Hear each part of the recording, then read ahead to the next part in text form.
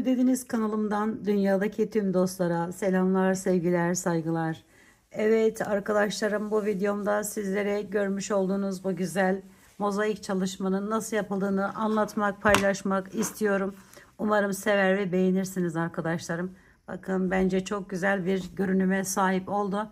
Kendinize hırkalardan battaniyelere varana kadar her türlü örgüde rahatlıkla kullanabilirsiniz arkadaşlarım modelimizi. Modelimiz mozaik tekniği kullandığım için kesmeli bir model. İnanın zor gelmiyor. Biraz yaptıktan sonra eliniz alışıyor ve kolayca hemen böyle gidebiliyor arkadaşlarım. Şimdi bunları söyledikten sonra bu modelimi yaparken Alize Artisan isimli şöyle biri batik biri düz olan iplerini kullandım. Bu ipin numarasını da şöyle vermek istiyorum. 90-12 arkadaşlar. Soran olabilir belki. Bu aynı renk yapmak isterseniz. Ve tığım ise bu modeli yaparken 2,5 milim oldu arkadaşlarım. Şimdi biraz daha kalın olsun ve daha net anlaşılsın diye Alize Cotton Gold'un şöyle 2 tane düz ipiyle sizlere anlatmaya çalışacağım arkadaşlar. Zemin kısmını hangi renk istiyorsak o renk ile zincirler çekerek başlayacağız. Kullanacağım tığım da 3 milim olacak bu işlemi yaparken. Şimdi şöyle söyleyeyim. Şu arada arkadaşlarım 10 tane zincire ihtiyacımız olacak. 2 tanesini sizlere anlatsam yeterli olacaktır. Şöyle 10, 20, bakın burada 3 tane ilmeğimiz var. Kenarda kalacak o ama şöyle anlatmak istediğim için. Şimdi 20 tane normal 2 tane yer için zincir çekeceğim. Birer tane de kenarlar için çekeceğim. 23 25 zincir ile başlıyorum arkadaşlar modelimin yapımına.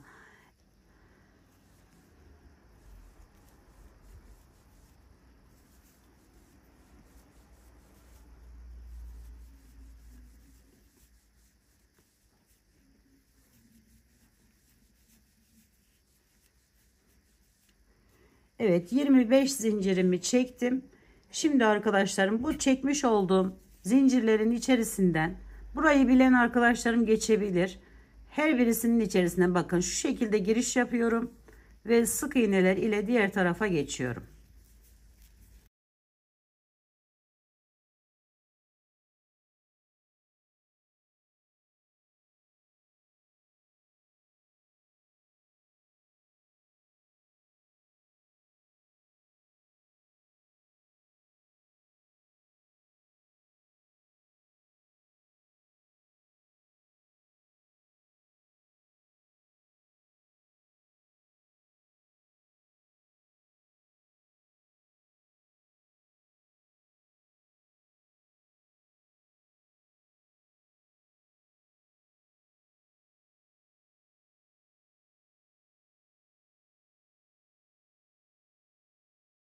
Sona geldim, yine bu şekilde aldım, bir tane zincir çekiyorum ve bu ipimi kesiyorum. İnanın alıştıktan sonra bu ip kesmeler hiç zorunuza gitmeyecektir. Şimdi bunu bu şekildeyken yeni gelen arkadaşlarım, bakın şurada yerimiz var, dönüş yerimiz. Buradan giriş yapıyorum ve buradan ilmeği çıkarttım. Bu şekilde bir tane zincir çekiyorum ve hemen yanındaki yerden giriş yapıyorum. Üst kısımlarından alacağız arkadaşlar. Bakın şu üst kısmından giriş yaptım. Gerçi bu kenar olduğu için fark etmiyor ama yine buradan da aynı şekilde alarak başlayalım. Ve gördüğünüz gibi V'lerimiz var. Arka kısımlarından alarak bu sırayı tamamlıyoruz.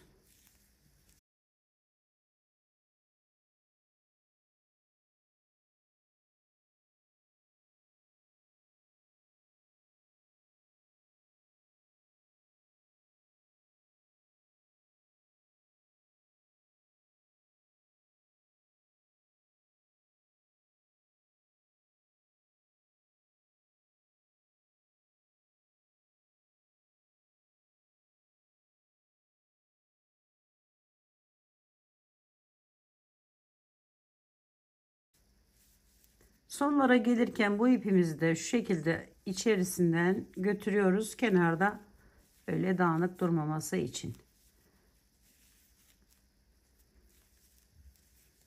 Şöyle aldım. En sona geldiğimde arkadaşlarım, bakın en son yerim. Burada gördüğünüz gibi 2 tane yer var. Bu bitim hep bu şekilde. Başlarken de az önce yaptığımız gibi yapacağız. Bu şekilde alıyorum, ikisinin içerisinden çıkartıyorum. Bir tane buraya sık iğnemi yapıyorum. Bir zincir çekiyorum. Yine kesiyorum bu ipimi de.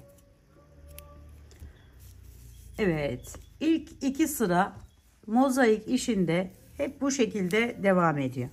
Şimdi modelimizi yapmak için şöyle alıyorum. Giriş yaptım. Yine bakın aynı yerden. Şöyle tutundum. Birazcık ip bıraktım. Alttan götüreceğim şimdi onu. Buraya bir tane zincirimi çekiyorum. Bağlamış oluyorum aynı zamanda. Ve ilkini bakın şu şekilde alıyorum. Sonra 3 tane buraya yan yana, bir tanesini bu kenarda bırakacağımız için arkadaşlarım buradan başlıyorum. 3 tane buraya ikili trabzan yapıyorum bu sırada.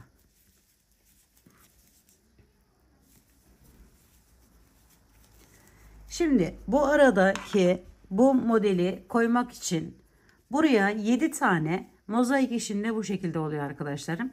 Bir ipimizle diğer ipimize modeli koymak için yer ayarlıyoruz.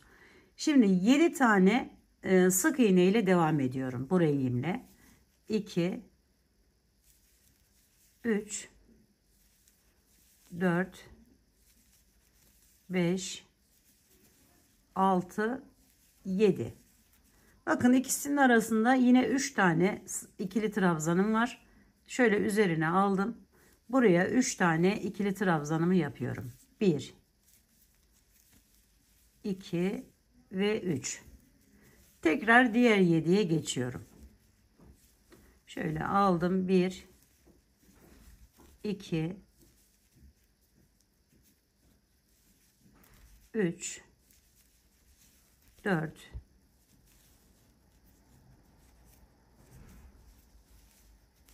5 6 ve 7. Kalan 3 tanesine bakın, şu üçüne yine ikili trabzan yapıyorum. Aynı başladığımız gibi 1 2 ve 3. Şimdi bakın, buradan yine aynı şekilde ve buradan giriş yapıyorum ve bunları birlikte alıyorum. Bir tane zincir çektim, ipimi kesiyorum.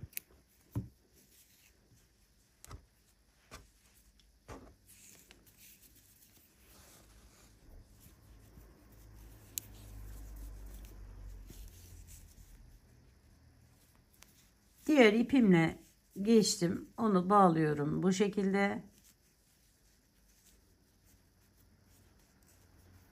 Bir tane zincirimi de çektim. Şimdi üstünden alarak bakın yine aynı şekilde ilk yerimizi yapalım. Diğer üçünü de sık iğne ile devam ediyorum. 1 2 ve 3. Sonra arkadaşlarım bu bıraktığımız 7 taneye bakın, burada kenarlarda yerimiz var. Ya pardon, böyle altlarda bu şekilde yerimiz var. Buradan giriş yapıyorum ve 7 tane buraya ikili trabzan yapıyorum. Yer hazırlamıştık diğer ipimizde. Şimdi bu ipimizle de dolduruyoruz buraları. Ve böylelikle desenimiz ortaya çıkıyor arkadaşlar.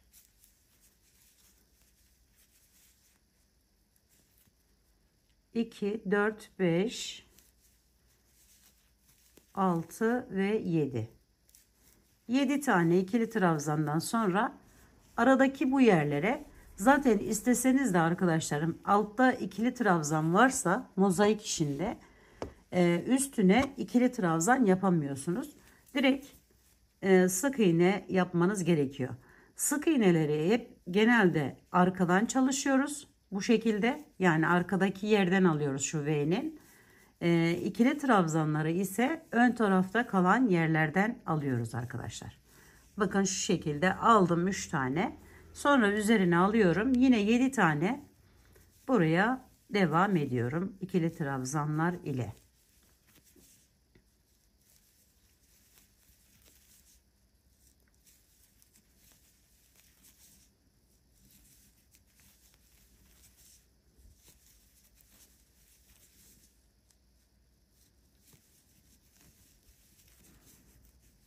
Bu ipimizi genelde bu şekilde alarak devam ederseniz sonra dediğim gibi bir de onları yok etmekle uğraşmazsınız arkadaşlar. Sadece fazlalık kalanlarını kesebilirsiniz. Bu şekilde aldım. Yine bir tane zincir çektim ve kesiyorum. Hemen diğer rengime geçiyorum.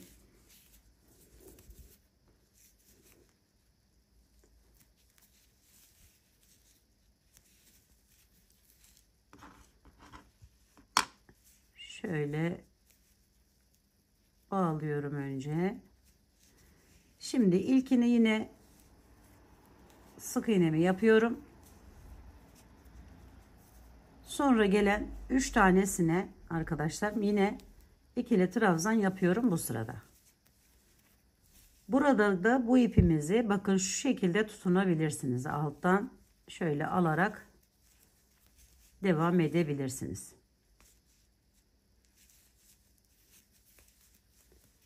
Şimdi bu 7'nin üzerine yine sık iğneler ile devam ediyorum.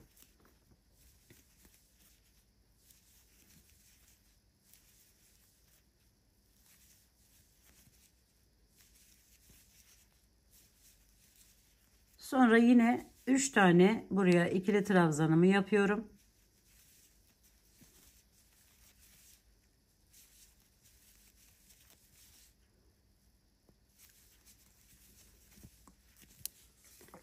Sonra yine 7 tane sık iğne ile devam ediyorum.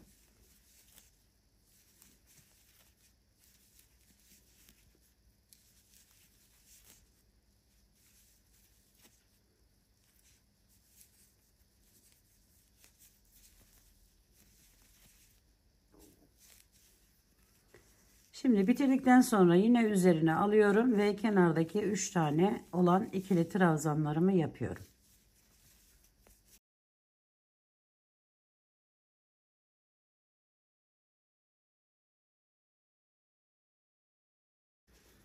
Evet, kenar girişimi yaptıktan sonra şöyle sık iğne yapıyorum yine 3 tanesine.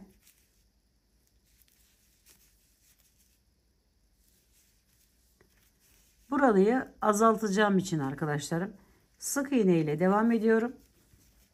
1 2 ortadan 3 tanesine ikili trabzan yapıyorum. Alttan ikisini atlayıp üçüncüden bakın bu şekilde giriş yapıyorum. 1 2 3 bakın bu şekilde oluyor. Şimdi devam ediyorum sık iğneler ile diğerinin ortasına da 3 tane ikili trabzan yapacağım arkadaşlar.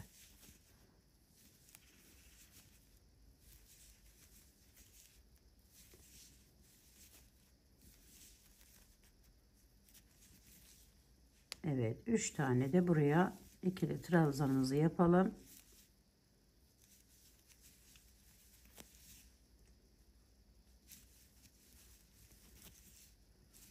Sonra sık iğneler ile bitirelim.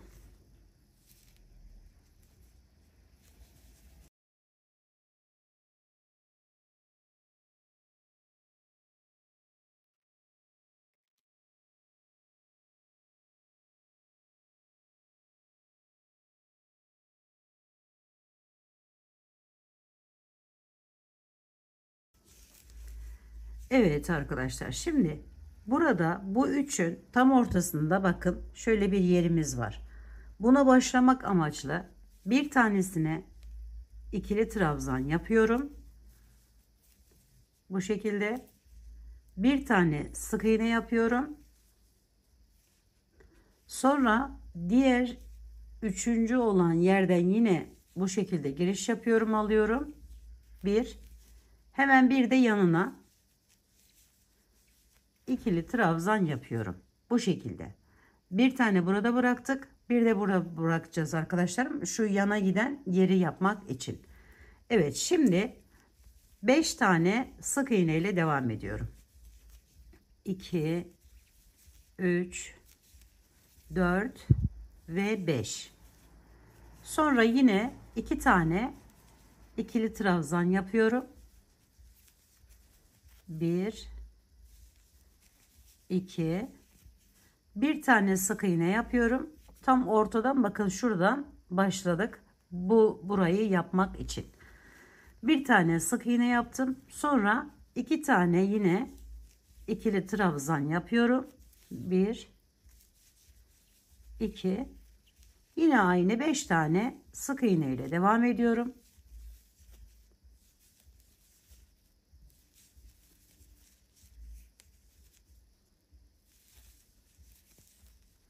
Yine 2 tane ikili trabzan,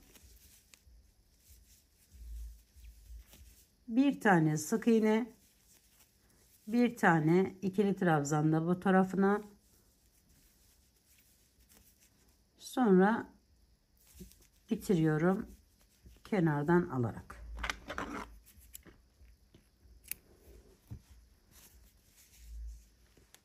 Şimdi diğer rengime hemen geçiyorum.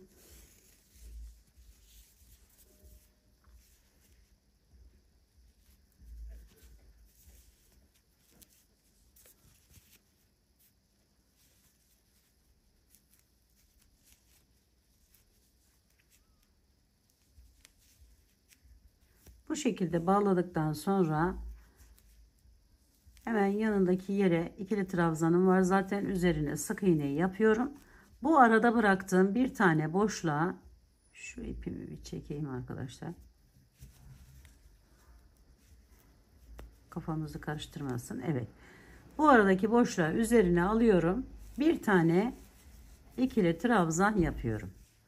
Sonra bu ikisinin üzerine sık iğne ile geçiyorum. 1, 2. Buradan ise bir tane üzerine aldım. Bakın, bir tane buraya ikili trabzan yapıyorum. Bir tane sık iğne yapıyorum. Sonra bir tane tam ortanın üzerine şu şekilde alarak sık iğne, ikili trabzanımı yapıyorum. Bir tane sık iğne, bir ikili trabzan daha yapıyorum buraya. Şimdi bu örümcek ağı gibi olan şuraları yapıyoruz arkadaşlar. Şimdi bunu da yaptım. 2 tane sık iğne yapıyorum. Ve bu ortadan başladığımızı buradan başlatıyorum. Evet. Şimdi yine aynı şekilde 2 tane sık iğne, bir tane ikili trabzan, bir tane sık iğne, bir tane tam ortaya ikili trabzan, bir tane sık iğne, bir tane ikili trabzan, sonra 2 tane sık iğne yapıyorum. 1, 2, sonra bir tane tam ortaya ikili trabzanı yapıp sık iğneler ile bitiriyorum.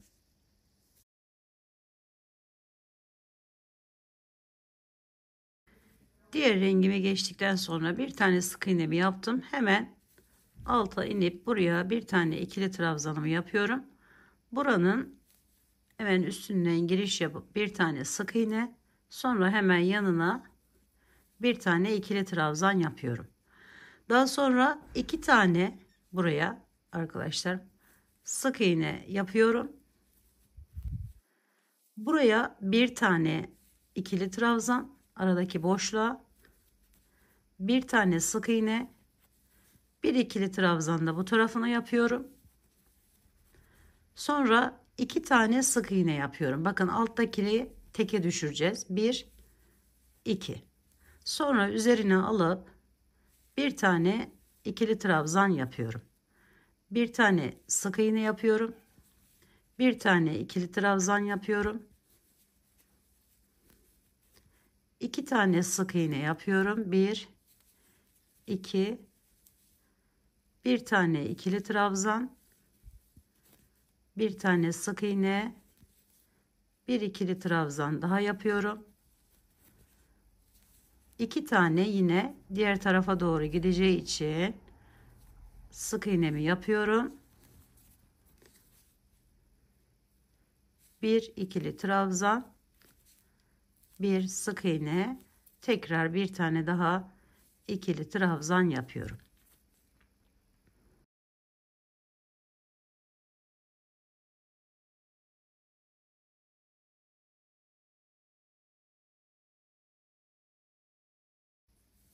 Kenar girişini yaptıktan sonra hemen kenardaki sık iğnemi yapıyorum önce.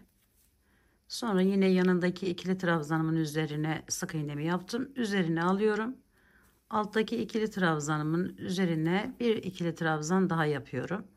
Sonra bir tane sık iğne yapıyorum.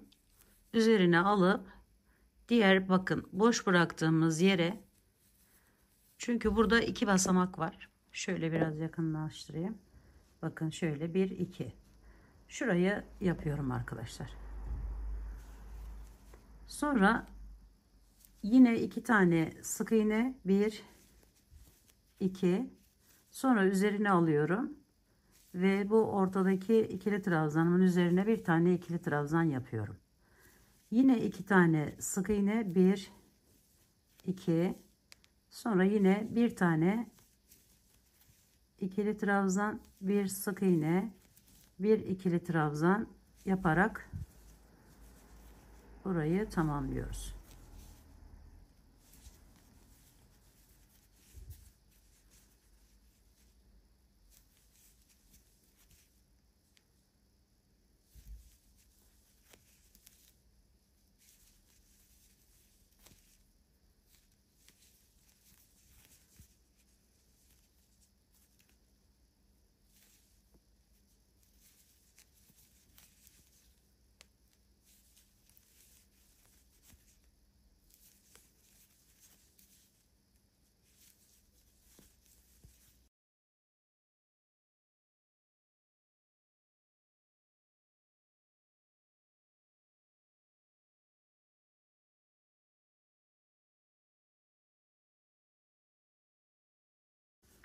Şimdi arkadaşlarım bu rengime geçtim. Sık iğne ile devam ediyorum.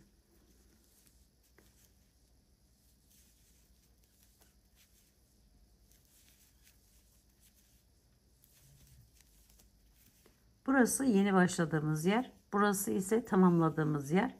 Şimdi buraya 2 tane yine ikili trabzanımı yapıyorum. 1 2. Ortadaki bu yer, yani şurası arkadaşlar. Şöyle şurası tamamlandığı için buraya da yine bir tane sık iğne yapıyorum. Sonra 2 tane ikili trabzan yapıyorum. 1 ve 2. Sonra bu beşinin üzerine sık iğne ile geçiyorum. Şöyle 1 2 3 4 ve 5. Sonra yine bakın 2 tane ikili trabzanımızı yapıyoruz buraya.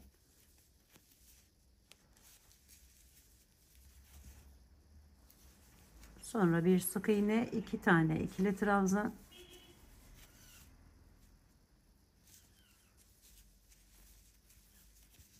Diğer kenarı da aynı şekilde, normalde 5 tane devam edeceğiz ama yarım olacak arkadaşlarım bu. Kenarda olduğu için şöyle 4 tane olmuş oldu. Hemen sık iğnemizle yapıp bitiriyoruz.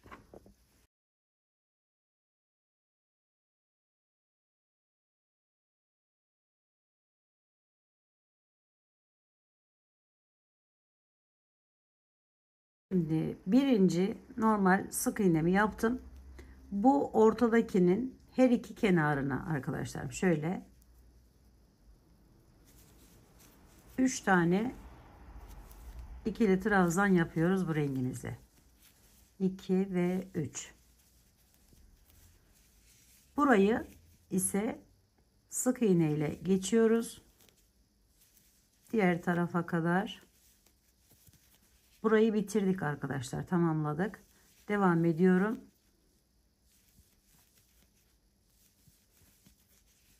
Bu 5 sık iğne yaptığımız diğer rengimizde yerimize geldiğimizde şöyle bir tane bu taraftan atlıyorum ve buraya 3 tane ikili trabzan yapıyorum.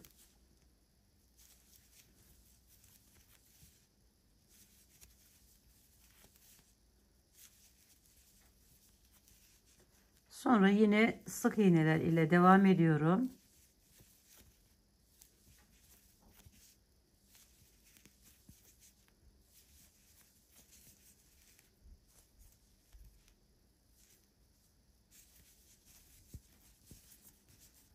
Yine bir tane geçiyorum buraya ve 3 tane buraya ikili trabzan yapıyorum.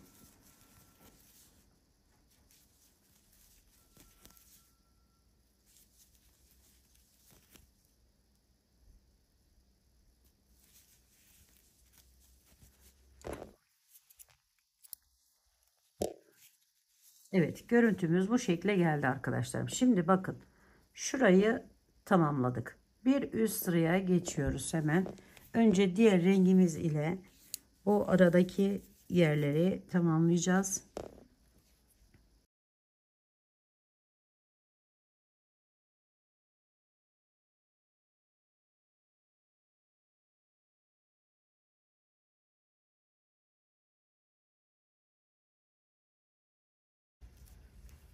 Burayı ise arkadaşlarım 3, bakın şöyle ortadakinden göstereyim.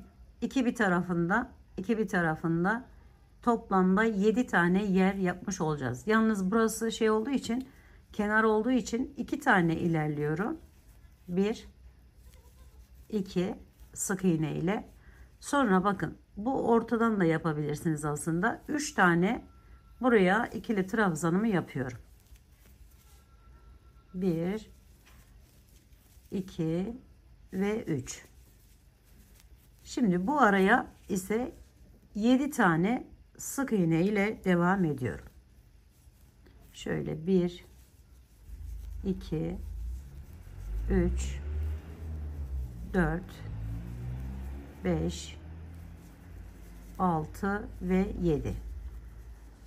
Bakın 7 tane yaptık. Zaten bunun tam ortadaki üçlüye geldik. Şimdi buraya 3 tane ikili trabzan yapıyorum. 1 2 ve 3. Sonra yine şöyle alarak sık iğneler ile devam ediyorum.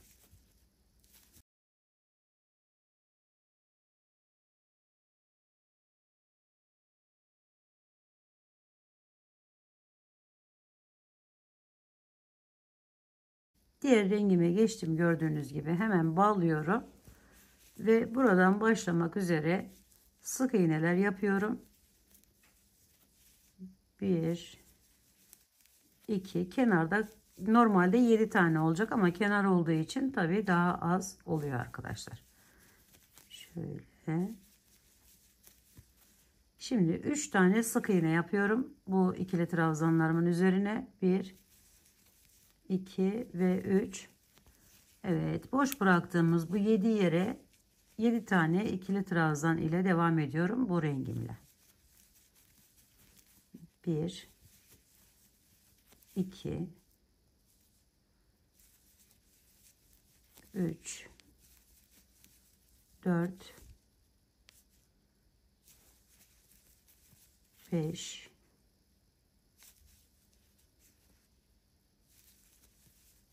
6 ve 7. Şimdi 3 tane sık iğne yapıyorum.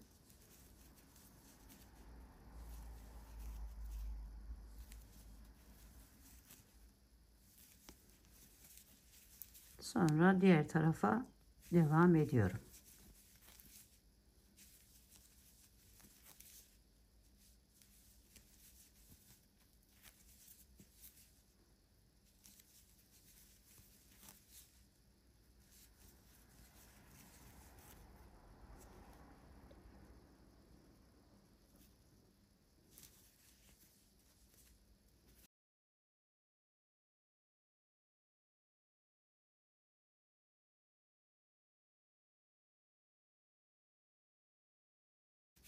İkili trabzanlarımın üzerine sık iğneler ile geçiyorum.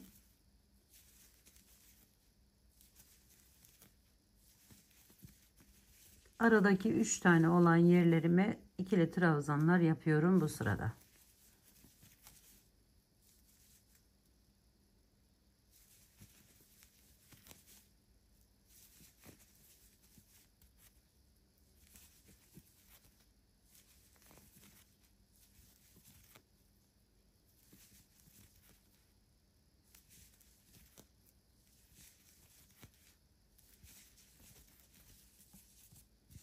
Yine 3 tane ikili trabzanımı yapıyorum.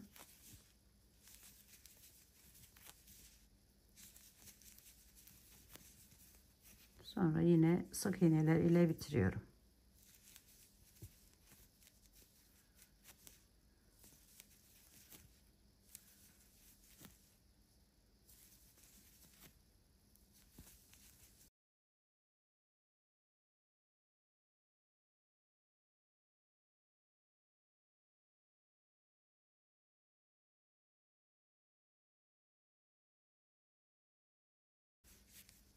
Kenarı yaptıktan sonra 3 tane ikili trabzan yapıyorum.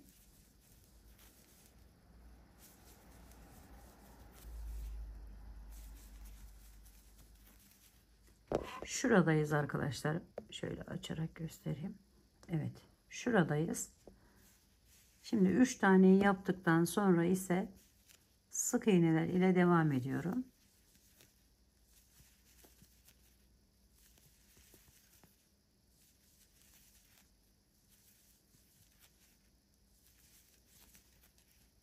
Buradan bakın birini yaptım, bir tane daha yapıyorum.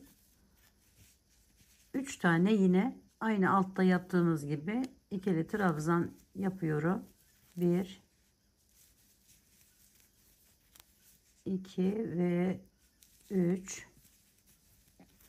Sonra yine sık iğne ile devam ediyorum.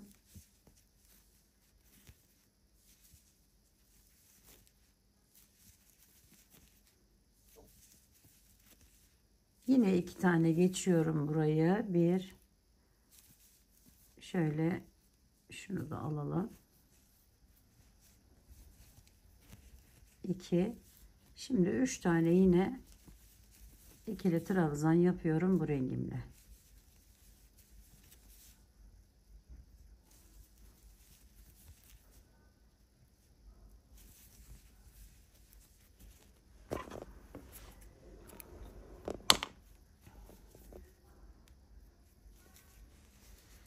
Evet, bakın görüntümüz bu şekle geldi.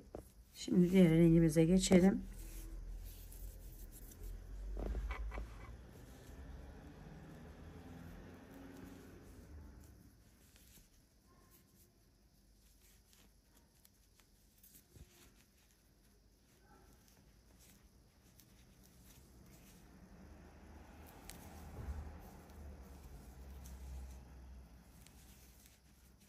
Yine burayı sık iğne yapıyorum arkadaşlarım. 3'ü ve sırada gelen dördüncüye sık iğne yapıyorum. Sonra 2 tane, bakın şöyle hemen buradan giriş yaptım, aldım. 1 2 2 tane ikili trabzan yaptım. Yeni bir yer başlayacağım. Şurayı başlayacağım için bu üçlünün ortasında bir tane sık iğne yapıyorum. Sonra yine 2 tane ikili trabzan ile devam ediyorum. 1 2. Sonra yine arkadaşlarım 3 5 tane sık iğnemi yapıyorum. 1 2 3 4 5. Biri biterken diğerini başlıyoruz ve birbirleriyle bağlantılı gibi duruyor gördüğünüz gibi arkadaşlar. Evet, şimdi 5 tane sık iğneden sonra 2 tane ikili trabzan yapıyoruz.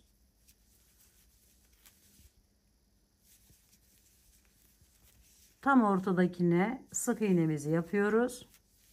Sonra tekrar 2 tane ikili trabzanımızı yapıyoruz.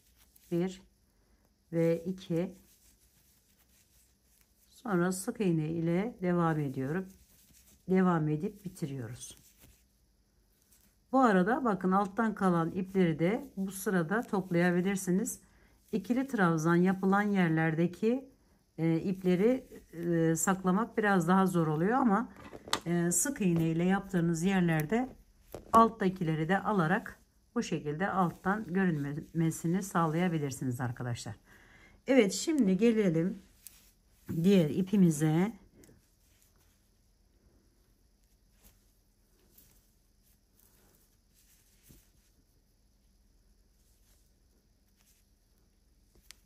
Kenardan girişimi yaparak bağladım. Burada yine sık iğne ile devam ediyorum. Bu üçlünün ortasına geldim. Hemen oraya bir tane ikili trabzanımı yapıyorum. Sonra yanındaki yere sık iğnemi yapıyorum. Buraya arkadaşlarım bir tane ikili trabzanımı yapıyorum. 2 sık iğne yapıyorum. 1 2. Sonra ortada bıraktığım boşluğa yeni yer başlamak amaçlı şöyle alarak bir tane ikili trabzandan sonra 2 tane yanına hemen sık iğnemi yapıyorum. 1 2. Sonra yine aynı üzerine aldım. Bir tane buraya ikili trabzanımı yapıyorum. Bir tane sık iğnemi yapıyorum ve ortaya bir tane ikili trabzan yapıyorum. Bir sık iğne, bir ikili trabzan şeklinde burayı devam ediyorum. 2 tane sık iğne, bir tane ikili trabzan,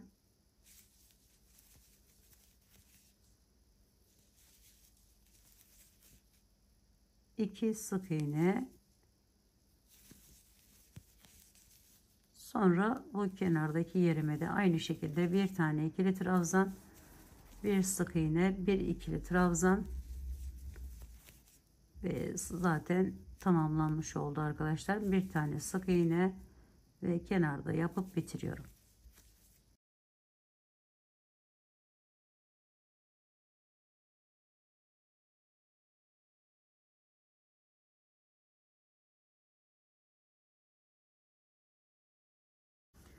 Diğer rengime geçtim. Sık iğnemi yaptım. Daha sonra üzerine alıyorum. Buraya bir tane ikili trabzanımı yapıyorum. Burayı tamamladık artık. Sonra bunun üzerine sık iğnemizi yapıyoruz. Bir tane bu tarafa tekrar ikili trabzanımı yapıyorum. 2 tane sık iğne yapıyorum arkadaşlar. Sonra bir ikili trabzan, bir sık iğne, bir ikili trabzan daha yapıyorum. 2 tane sık iğne yapıyorum. 1 2. Sonra tekrar kutucuğun içerisinden girip bir tane ikili trabzan, bir tane sık iğne, bir ikili trabzan, 2 tane sık iğne, 1 2. Sonra bir tane buraya ikili trabzan, bir tane sık iğne şeklinde yaparak devam ediyoruz.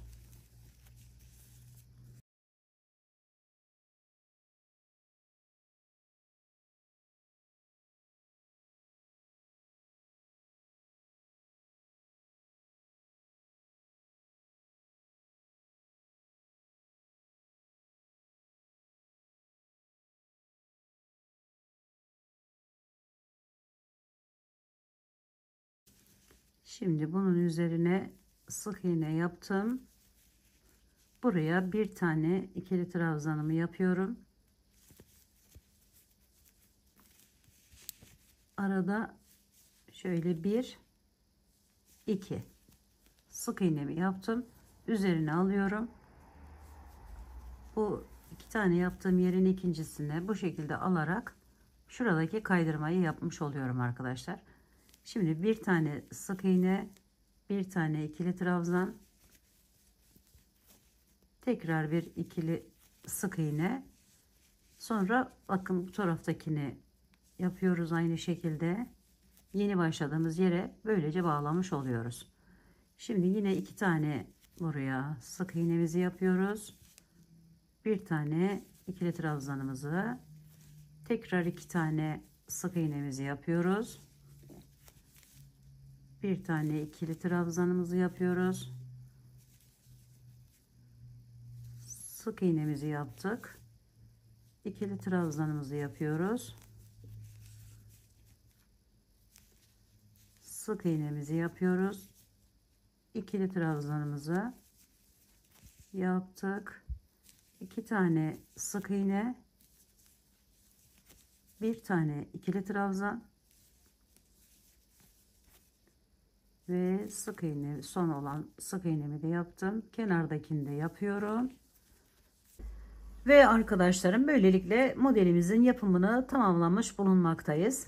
Umarım sevmiş ve beğenmişsinizdir. Şimdi bu üçlüyü aynı şekilde burada başlayıp devam edecek. Gördüğünüz gibi böyle bir değişik ve güzel bir görüntü ortaya çıkıyor arkadaşlarım yaptıkça.